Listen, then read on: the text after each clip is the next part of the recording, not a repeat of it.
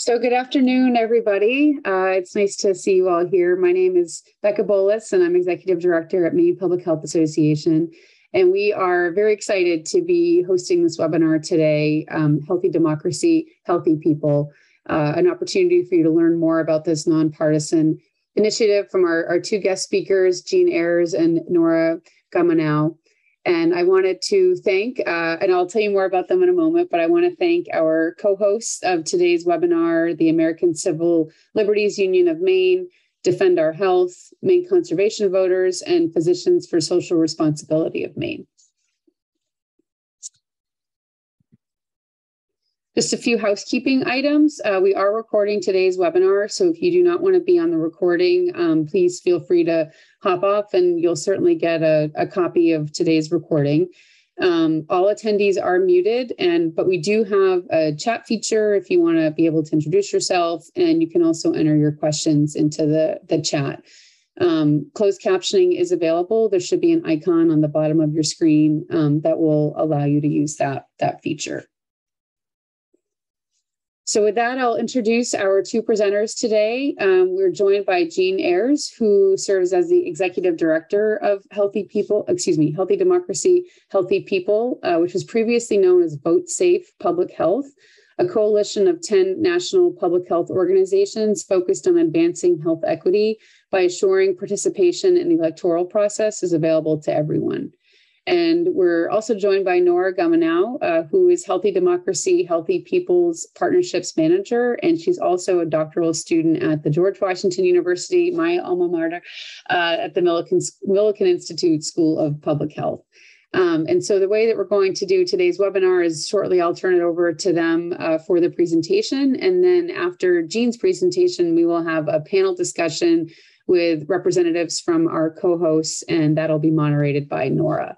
And so with that, I will stop my screen sharing and turn it over to you, Jean. And I think you're on mute. Thanks. Thank you so much for inviting us, and we're really excited to be here with you, especially with all the hosts that you brought together. Sorry for my voice. So our coalition is, as you mentioned, 10, but we're actually now 11 public health, national public health organizations who've come together. Sophie joined us in the last year. Sorry. And we've really come together. We began in 2020 to assure that people could vote in the pandemic, and that we showed up as public health allies to talk about the importance of voting and then how you could vote safely. And we recognized that we came together around a set of shared beliefs that I've got here. So basically the beliefs that pull us together, our health and our health of our democracy, are deeply connected. And inclusive, robust democratic processes are vital to creating the opportunity to be healthy. To advance health and racial equity, it's necessary to assure full participation in the electoral system. All people are deserving of dignity, respect, and social inclusion, which is affirmed by access to voting. And voting is an important way to promote health in our communities. And when people vote, they're exercising their voices on decisions that have a big impact on the health of themselves and their neighbors and family. Excuse me, I'm going to take a break. Thanks. So these beliefs are actually rooted in are connected to our definition of public health, or our mission of public health. And that's why, as national public health organizations who all have membership and have local affiliates and leaders all over the country, we see those beliefs completely aligned with this work, that public health is what we do collectively to assure the conditions in which all people can be healthy. And just a reminder that we have been, over the last 20 years, talking more and more about the social determinants of health. And I just I know we throw that word around, but I want to highlight the second half of this. These are the circumstances that are shaped by sets of forces beyond the control of the individual. And that includes economics and the distribution of money, power, social policies, and politics at the global, national, state, and local levels. And I think those words, power and politics, are words that give us some tension. But if you think about the social determinants of health, they're not just descriptors. It's a statement that our health is socially determined, that we collectively create the health conditions that are creating health winners and health losers through our policies. We've created communities of opportunity where there's more social inclusion and better resources and opportunities throughout, and that leads to better health status. And we've also, through policies, created low opportunity communities where there's more social and economic exclusion from decision making, and consequently many other conditions that lead to worse health and worse health outcomes. So it's critical that we keep that in mind and that we center health equity in our work. And the definition we're operating from is that health equity means achieving the conditions in which all people have the opportunity to realize their health potential. That's the highest level of health possible for that person without limits imposed by structural inequities created by political decisions or the political determinants of health, as Daniel Dawes has been speaking about more recently. Not just the social determinants of health, but think about it as the political determinants of health, those sets of activities associated with making decisions in groups or other forms of power relationships between individuals and the distribution of resources or status. And I love this quote: health is a political choice. In politics, it's a continuous struggle for power among competing interests. And this one sentence includes health, politics, and power. And I'm pointing that out because I have to say, for the first 25 plus or 30 years of my own professional public health life, I don't think I had a conversation about politics and power as part of our responsibility. I learned a lot about policies, but not how they come about. So so I know that there's discomfort around the word power, and I'd like to offer this definition of power as power properly understood as the ability to achieve purpose. It's the strength required to bring about social, political, or economic changes. In this sense, power is not only desirable, but necessary in order to implement the demands of love and justice. And I would add health and advance health equity.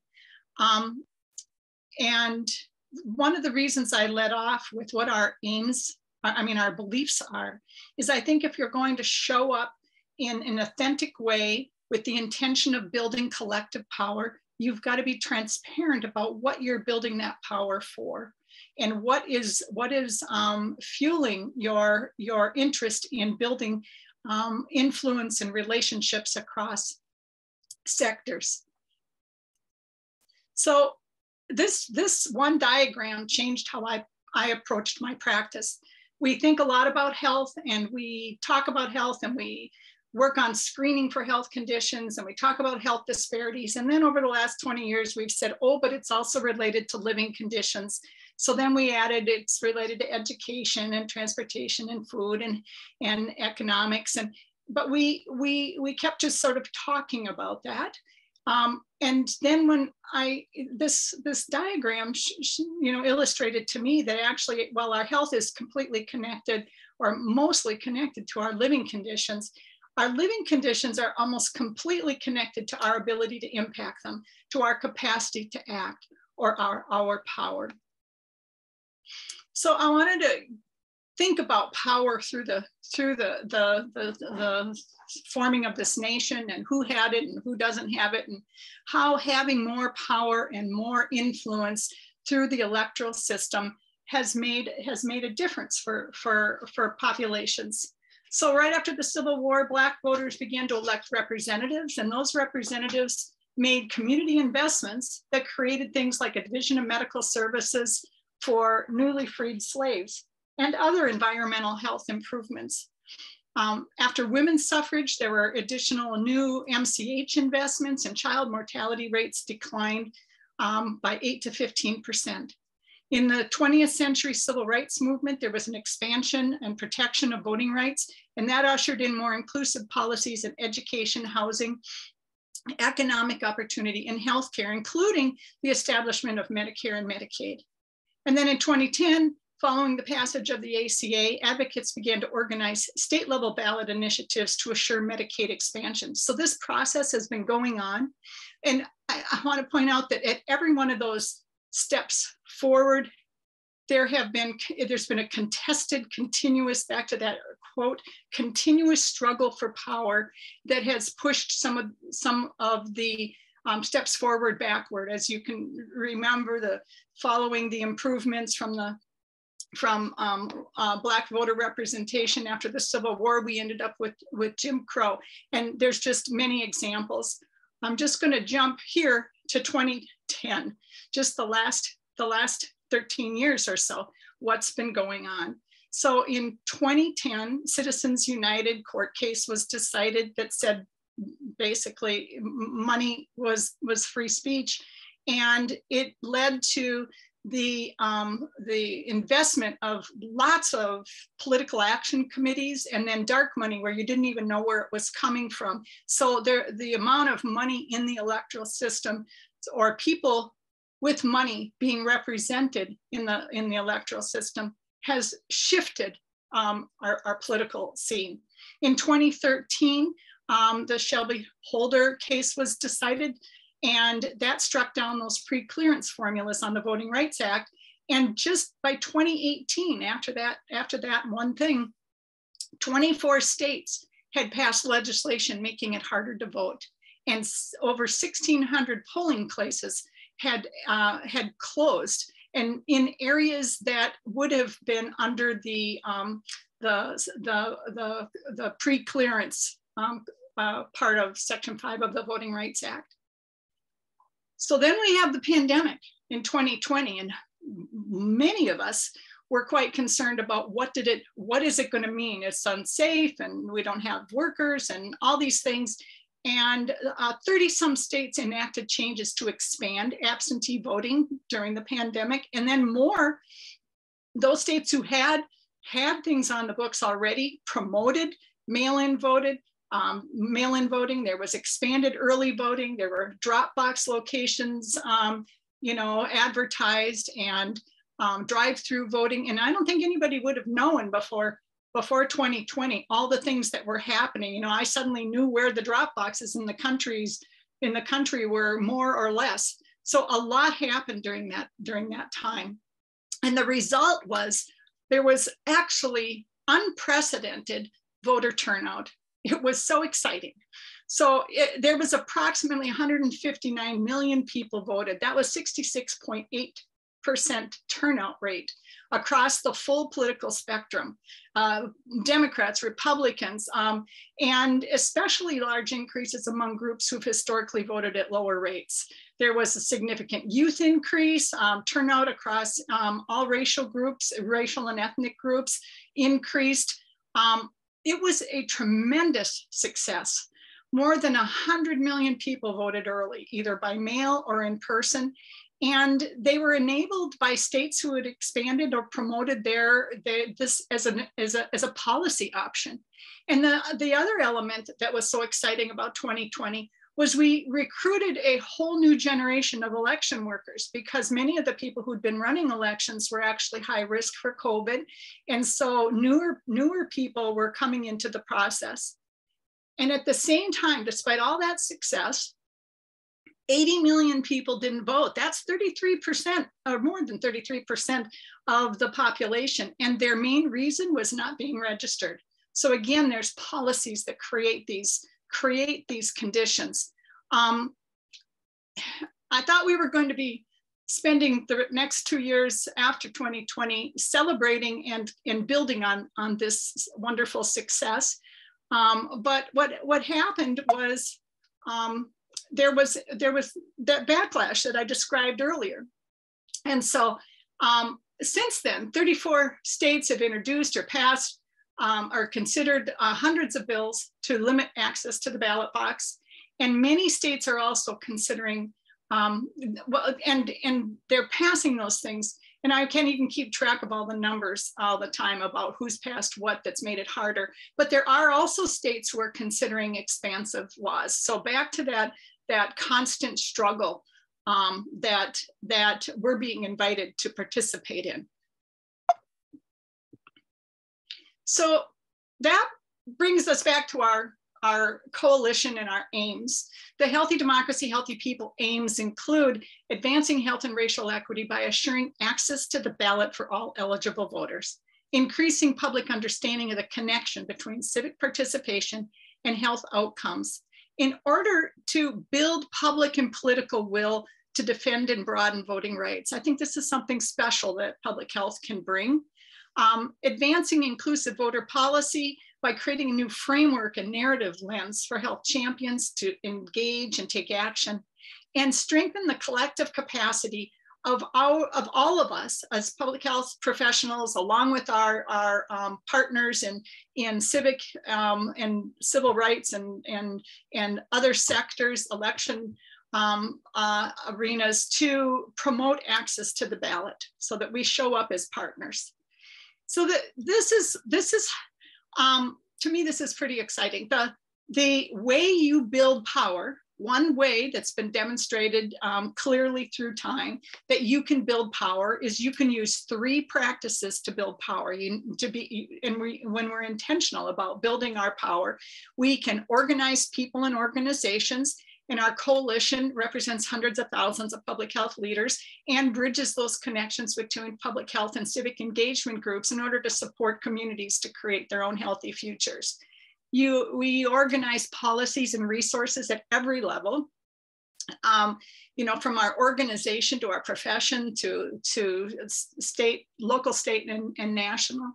And here's a space I just think is so special for public health is we can organize narrative and research to lift up those connections between voting and health, and then build public understanding and political will to promote inclusive access. We have all sorts of tools. We have research and data and health assessments and reports and bully pulpit and op-eds, and we do all these convenings and relationship building and partnerships. We have spaces where we provide direct care and have direct care relationships. We can organize resources and grants and promote policy at all levels. So I'm going to focus on how we move forward in 2021. After the election, and we thought it would be a moment to celebrate, but instead we ended up finding that we were going to be high on defense in terms of inclusive voting. We thought, well, one of the things public health can do is organize the data and analyze it and then tell the story. So this is the broader story. Higher voter participation leads to the power to influence policy and stronger inclusion and social cohesion, which leads to better health outcomes. The reverse is also true. So we went to start doing the research, and we compared 12 public health indicators and voter turnout to the restrictiveness of voting policies in each state. Then we looked at, and what we discovered was actually, even though we thought this would be true in some way, we were amazed that states with more voting access and greater civic participation have better outcomes. And when communities vote, they influence the decisions that have a big health effect on them. So the tool we used for the ease of voting is called the Cost of Voting Index, coming out of the Northern Illinois University and Dr. Scott Schroffnagel. And it looks at the time and effort associated with casting a vote. And it's intended to look at the overall electoral climate in each state. And then states are ranked from easiest to hardest to vote, with Maine being ranked at 14 and Texas 50, Oregon 1. And it combines the policies in these areas: voter registration, vote from home, voter ID, restoration of voter rights, and early voting options. Then we looked at the 12 public health indicators that included individual measures and factors that influence health outcomes like social determinants. And then we only included them if there was evidence-based link between an indicator and civic engagement. And here's the list of those indicators: self-rated health, mental health, adults receiving disability, premature mortality, infant mortality, all of these here, and the overall health based on America's health rankings. We also included poverty, community and family safety, and income inequality. So the pattern was this, like so we plotted it out and had more or less voting access on the x-axis, and better and worse health on the y-axis, and saw this clear pattern that more voting access leads to better health outcomes in the analysis. I want to show you a quick overview of the site. We developed a website that you can see on your phone or in the computer that tells the story with the data at the same time.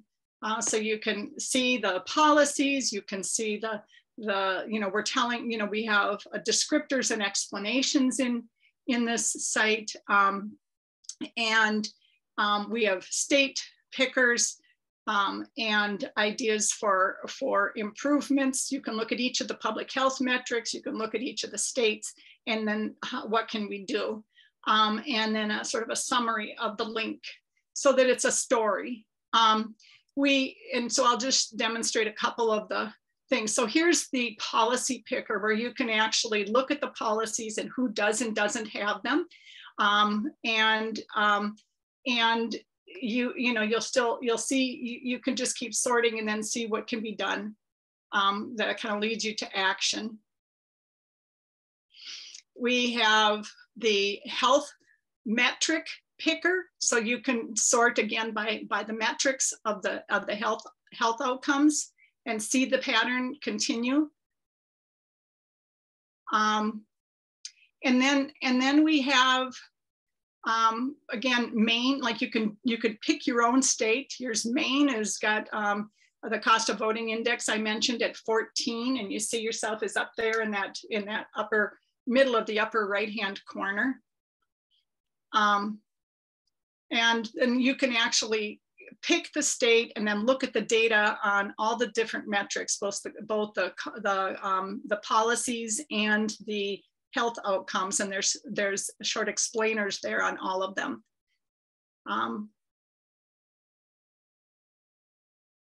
So the key findings were that states with more inclusive voting policies and greater levels of civic participation are healthier. Lower voter participation drives health disparities. And the pattern was so consistent, and we are continuing to look at ways to deepen the analysis, particularly around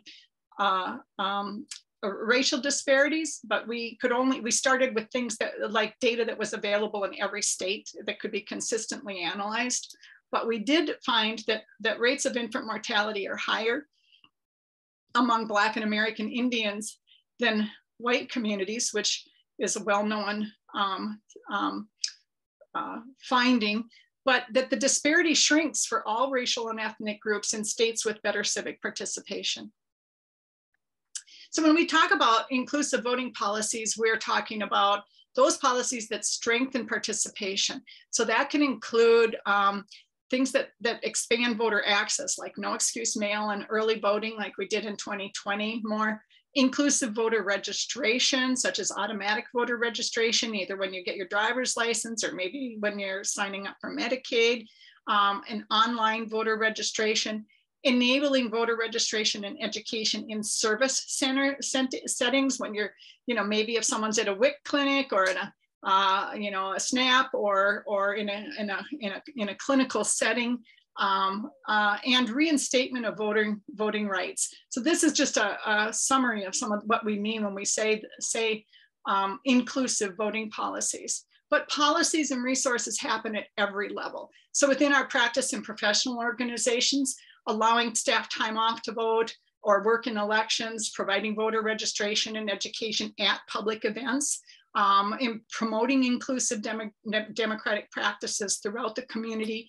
APHA, SOFI, AMA have either passed or are in the process of passing the policies. And then within state and local government, there's all these levers.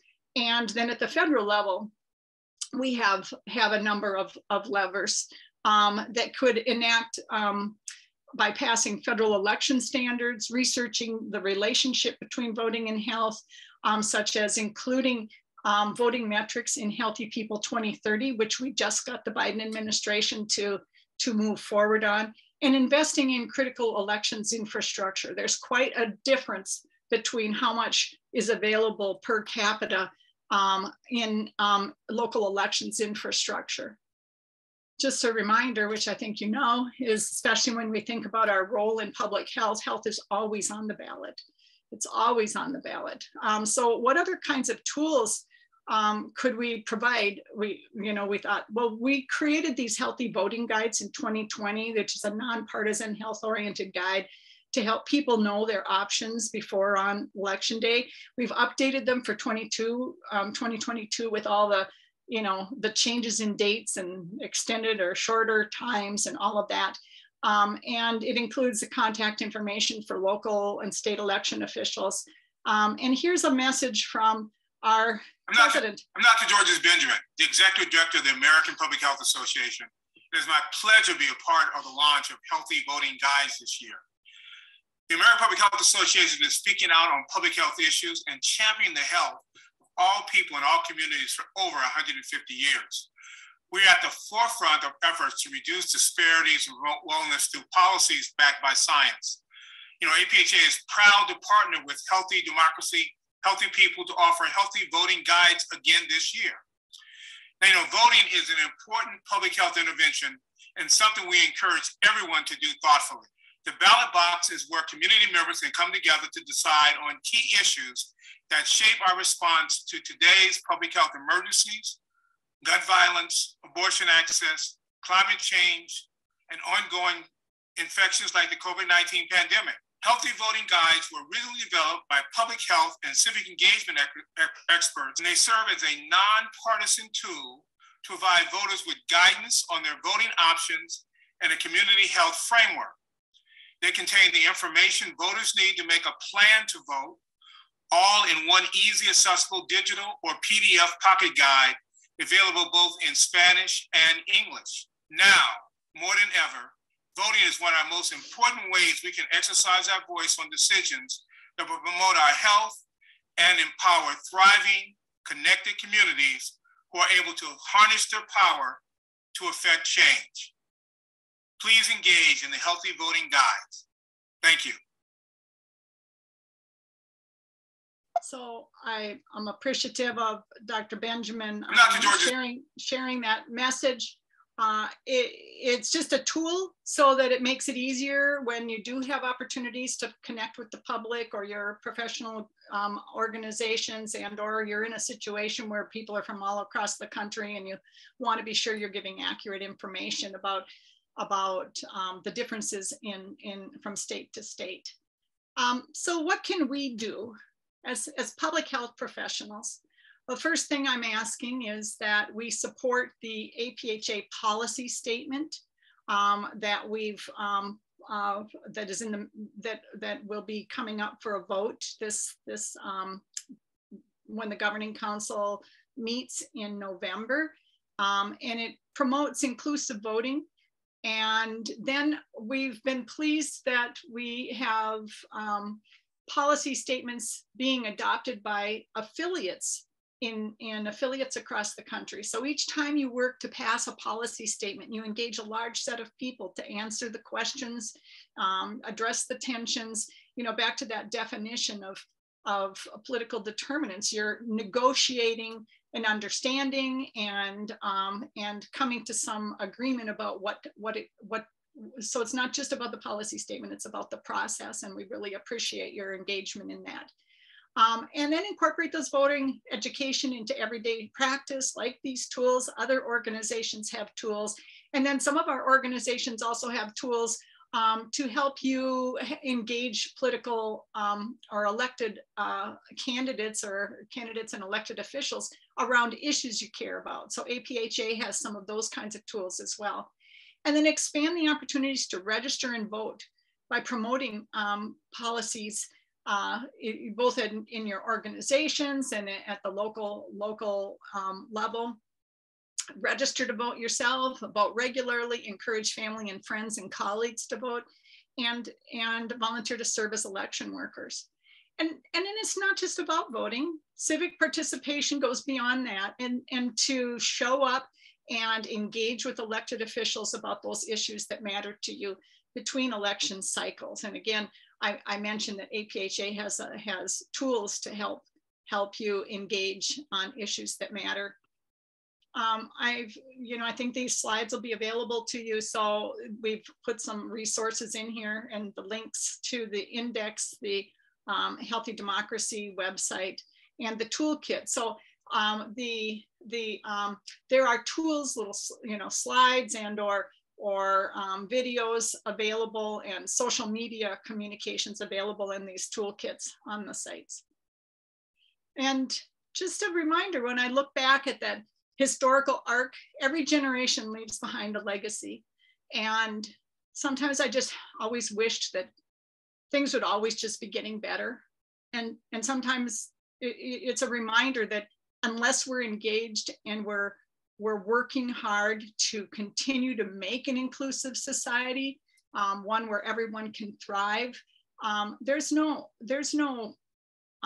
guaranteed things get better trajectory. It's up to each generation to leave behind its own legacy. And thank you for letting me come to meet with you.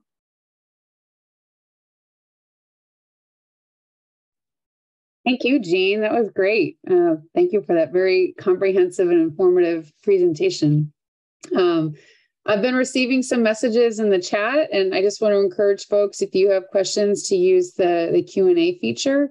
Nora is going to serve as our moderator for those questions, and we're going to invite staff and volunteers with our hosting organizations to join a panel discussion. And like I said at the beginning, Nora will be facilitating that. So Nora, I'm going to turn it over to you, and when Will hops on, I'll promote him to a panelist. So I think maybe get started with those first questions we received that are more for Jean specifically, and then we can transition to the broader discussion.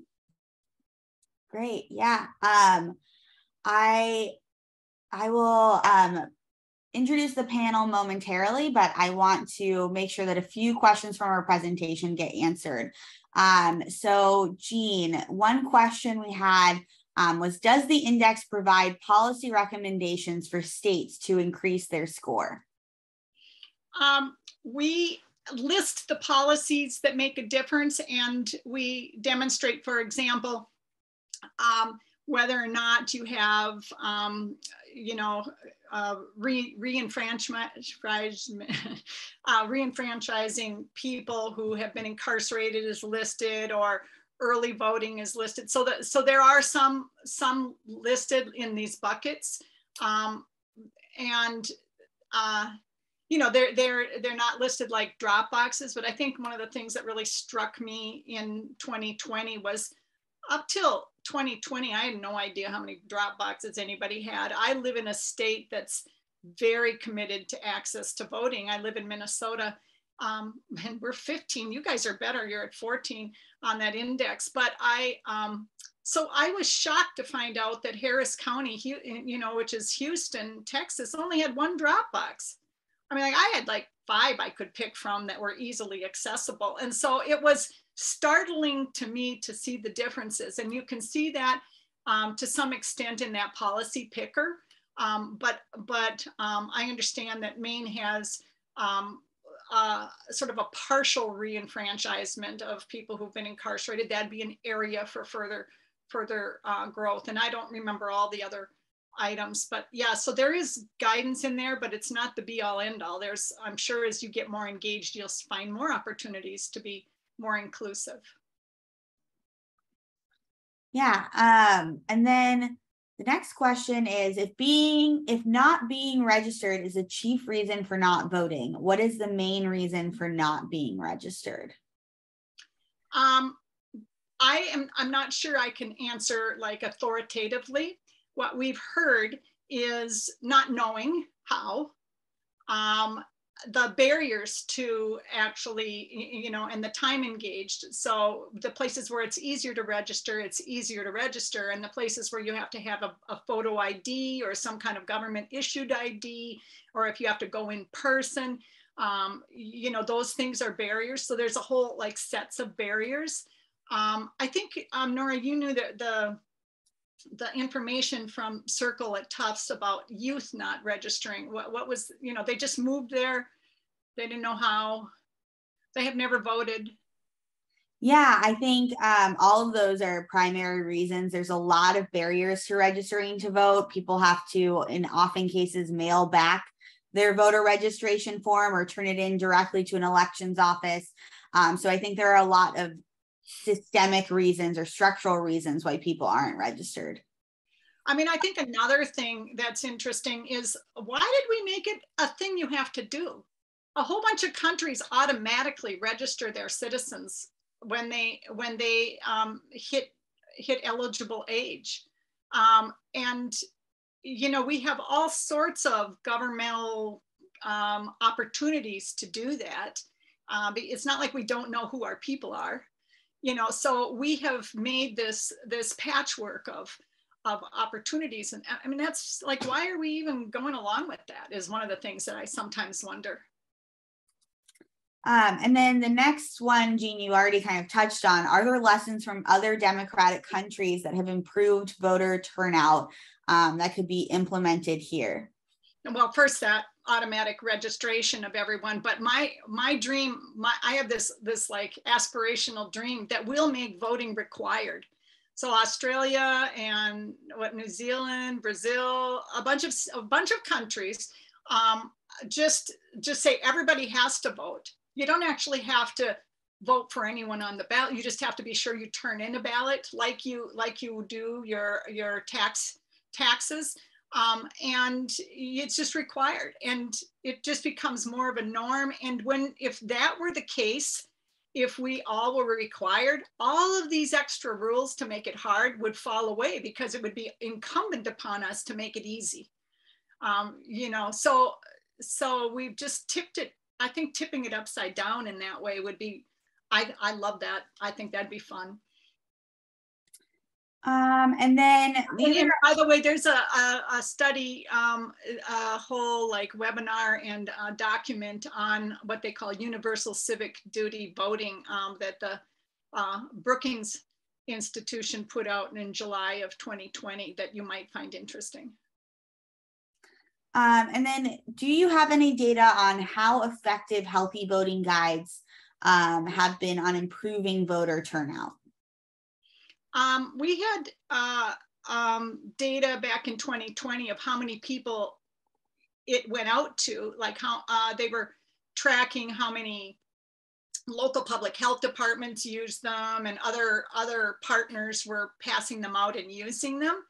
And, you know, but they were part of this whole national effort by many, many organizations to promote inclusive voting and or voting. So, I mean, maybe I could say we used the healthy voting guides in 2020 and we had unprecedented voter turnout, but I would hate to say that was a driver. I'm just happy that public health showed up in that space and wasn't just watching it, you know, because I think we need to be effective partners.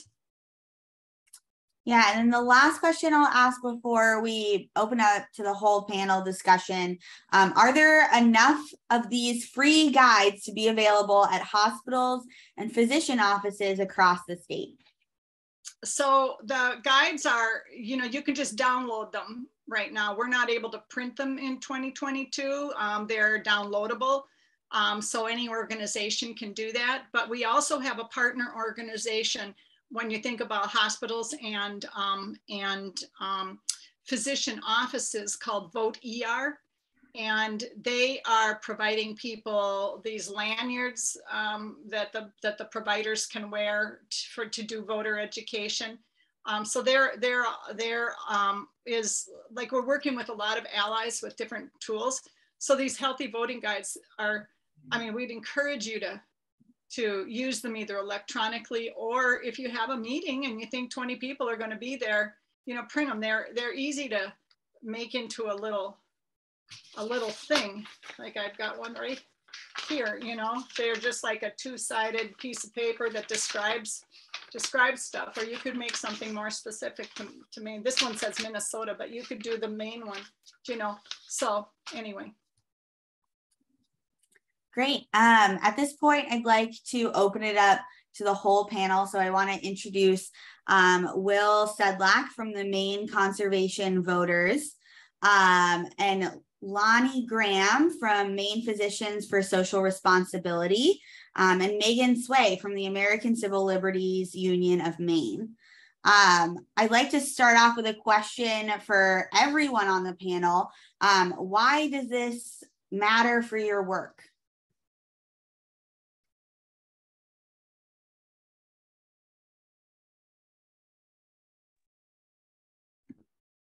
I'll take that if no one else wants to go forward with it. I think the presentation made it pretty darn clear that health and public health are tightly bound up with the health of the democracy. I don't think there's any question about that. And we hard to improve on your presentation, actually, but I represent Maine Physicians for Social Responsibility, and we're a sponsor because we do care. And well, I'll just stop there, but I could go on if someone else wants to. I'm happy to jump in. That Maine Conservation Voters Democracy kind of is our work. It's the voters in our name. It's like the ultimate threshold question is, how do you get people engaged in their community to feel like they're a part of the process and responsible for the outcomes? And so whether your issue is public health or climate or tax fairness or anything of the above, how you get people to be a part of the community gets down to voting and making sure that you are, that voting is accessible, it's secure, and that people just feel like they're a part of their community and can be a part of the decisions that are made. From the ACLU of Maine's position, we are an organization that advocates for the promises of the Bill of Rights to be extended to everyone in Maine. And you're only able to exercise your rights insofar as you are healthy and you have access to good health. If you, that is not exactly true. You can be someone in bad health and exercise your rights, but it is much easier to exercise your rights when you have better public health systems in place to take care of people. And so it's really important to exercise this most fundamental right that we have healthy communities, and that the feedback loop is strong. Awesome. Thanks, everyone. I want to take this question from the audience and kind of ask everyone, especially the main folks on the panel, to weigh in on what can be done to change or improve the cost of voting index score in Maine, or what is being done on the ground in Maine. If you all would, chime in on some efforts that you're working on, I think that would be really helpful for the audience.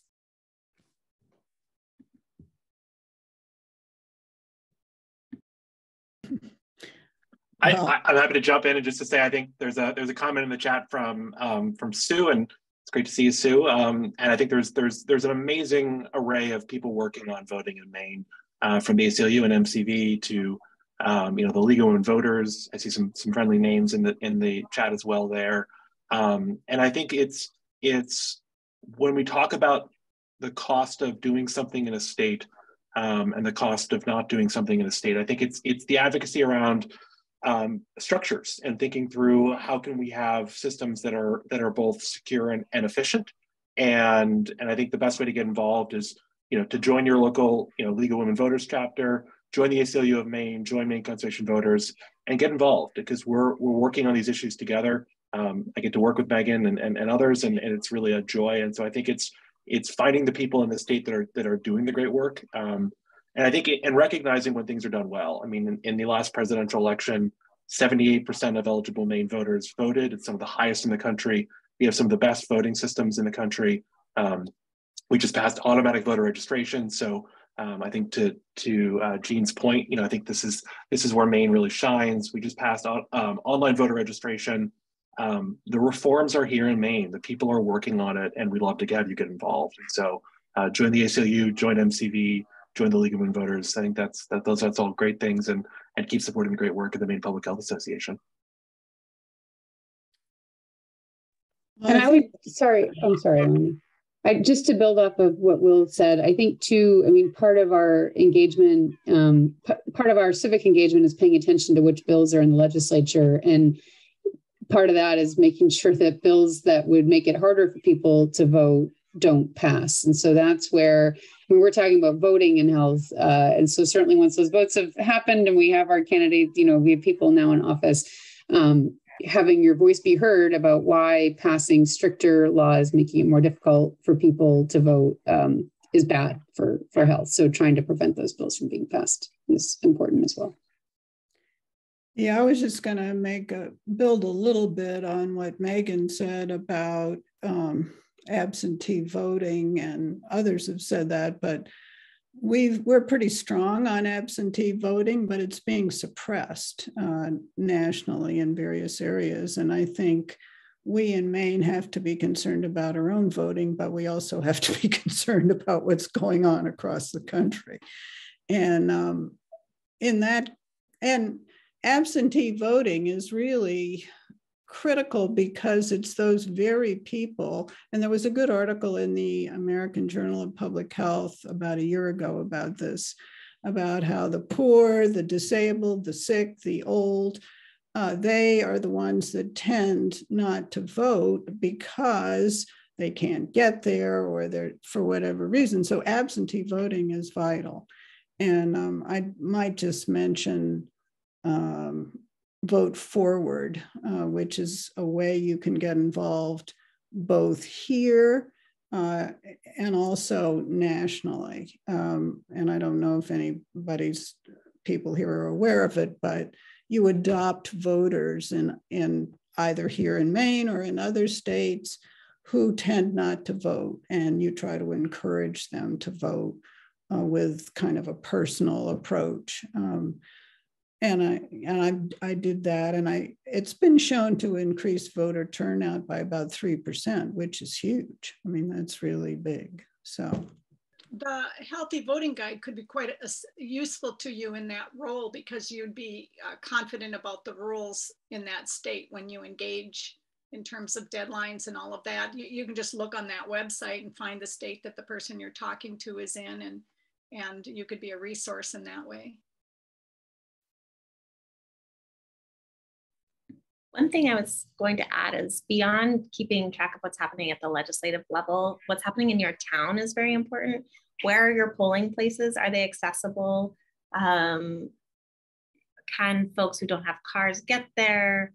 There's a lot of advocacy that can be done in your own town. You don't have to go to Augusta to do that. And when we talk about voter suppression, sometimes there is voter suppression that is maybe not intentional, but as budgets get strained, polling places are constricted, we consolidate down to one, we put it in an area of town that is not accessible to people without cars. There are all these different ways in which your town officials have a lot of power over accessible voting that you, on the local level, have so much more power than even going to Augusta. So I would just urge you to stay involved in the most local of politics to make sure that voting remains accessible.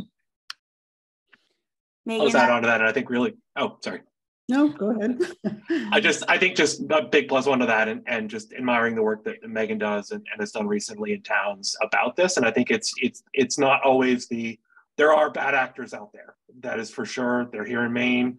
They're connected to national networks that exist. But I think it's the well-intentioned people that often haven't thought through some of the implications that are often some of the best targets for advocacy, and saying, like, have you thought this through? Like, I understand you don't necessarily want voting in schools for some reasons that are very good reasons, but let's talk that through. Let's talk about how the town can work together. Let's talk about how we fund elections as a town. And I think it's those municipal spaces that are often sometimes the most controversial and some of the most conflict, but I think is really in New England especially, we love our town voting and running elections at the local level, and it's making sure that's secure and accessible and funded. And so really, talking to your local representatives about, how they're supporting elections in your town, and how we're not having this conversation about consolidation everywhere where it's not necessarily needed. So I was going to say a positive thing and a negative thing. The positive thing is that I helped with voter registration on the University of Maine's campus, and we got 70 new voters the first day that we were out there. But we did run into, and I've seen this before, and I'm curious what others might think about the right responses to it, but I had young people actually say to me, my vote won't make a difference. I will not have an impact. And, all I could think of was, well, you're wrong, you will. But, this sort of, I think there's some fatigue among some groups of voters, and they're feeling like the power is all out there and not with the voter. And I find that very disheartening. I'll just say, Portland had an election last year that they had to draw a name out of a hat. Maybe it was a basket or something. I think this, whether it's you feel like you're connected, there's, I think, two problems here. One is, does a single vote matter? We have examples all around the country. I think Portland's a great example of, like, yeah, if we're drawing names out of a hat because it's tied, your vote does matter. I think that's this bigger question of, do I feel like I'm a part of a community? Do I feel like my voice is heard in the community? And I think that's a bigger and deeper problem that is, I think, is part of getting connected, part of joining organizations, part of feeling the power of solidarity and joining up with other people. I think it is lonely to be there alone. But it turns out it can be a great social time to go out to a meeting with some friends and maybe get dinner afterwards and talk about what your council discussed. So I think it is try going with a couple friends, get dinner afterwards, like talk about what you learned, and feel like you're part of a community. But the one vote does matter as well. I have just one reflection on that, and one is to ask the question of who does your non-involvement benefit? Who is benefiting from the cynicism that's being fueled? And then to back to that earlier slide that I shared with, we are socially creating communities of opportunity and communities of low opportunity, whether or not we participate. So we're either part of making those decisions or we're part of letting those decisions be made. And that's just, I don't think we are. And so that's my response. But Nora worked with youth for youth voting and might have something else to add. I didn't have anything to add on youth voting, but I did want to go back to what Will and Megan were talking about in elections infrastructure and localized election. These funding for elections infrastructure, which I think a lot of folks, when you hear funding for elections infrastructure, it feels a little bit dry, but a lot of those decisions, especially, in the majority of our states, are made at the local county level with a handful of people involved in these decisions. Not only that, but to talk about localized impact, when you look at school boards, when you look at county commissions, when you look at regional governments, I know people who are elected into school board with, 7 votes in their, past the majority, and that got them their seat. And so I think when we really talk about election access, we're talking about it at the local level, right? Who can get in the doors of those elections offices depends on how much funding they have.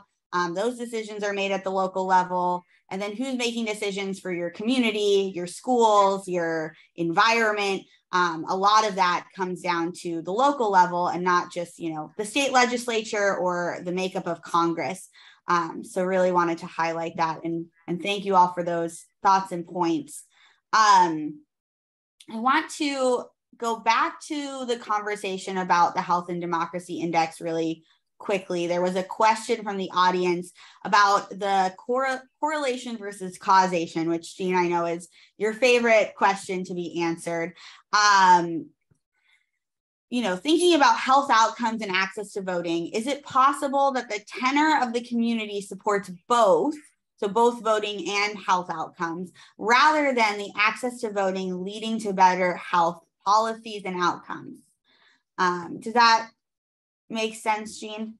Yeah, so there's a couple of things. I think the whole, we're public health people, so immediately we go to that, wait a second, that amazing pattern that we see on every single slide that we look at, how can we prove that that's causation? And maybe it's just a correlation. Well, if it's a correlation, it's an incredibly strong pattern. So yeah, we have to think what's creating that pattern.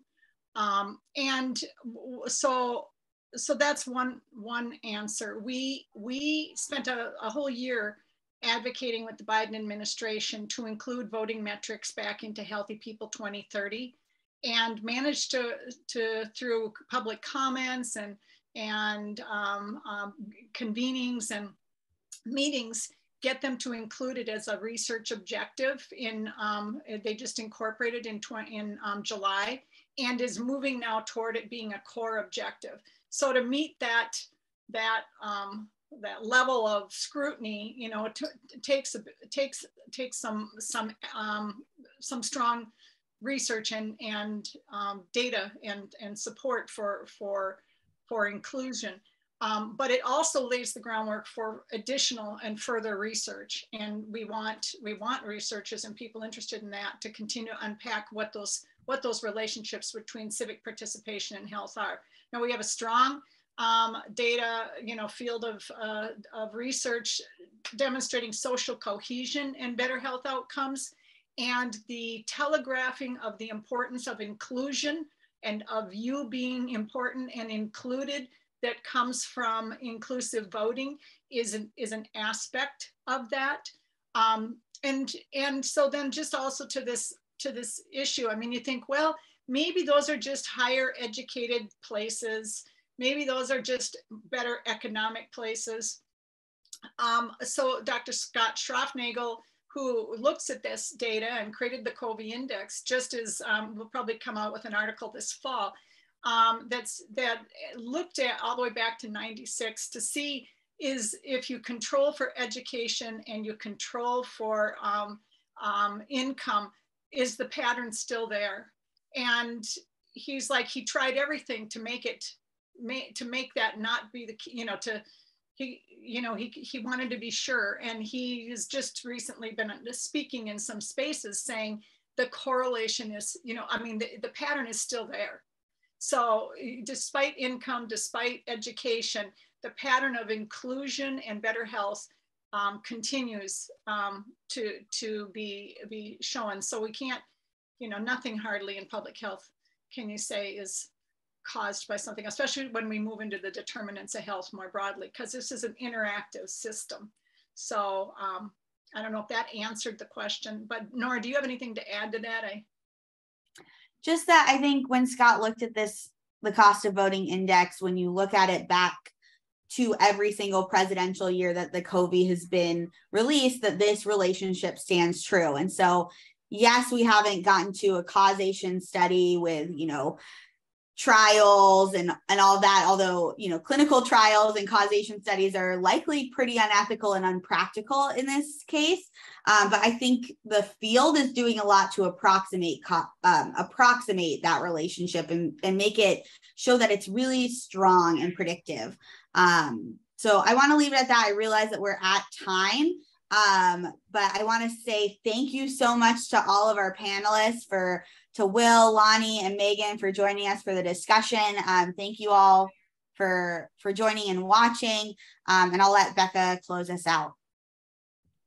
Yeah, I just want to echo that appreciation, certainly to you, Nora and Jean, for being here and all your work on the index and on healthy democracy, healthy people, for sharing the educational tools and resources. I have loved the engagement from the audience and all the very thoughtful questions. And again, to our panelists for being here.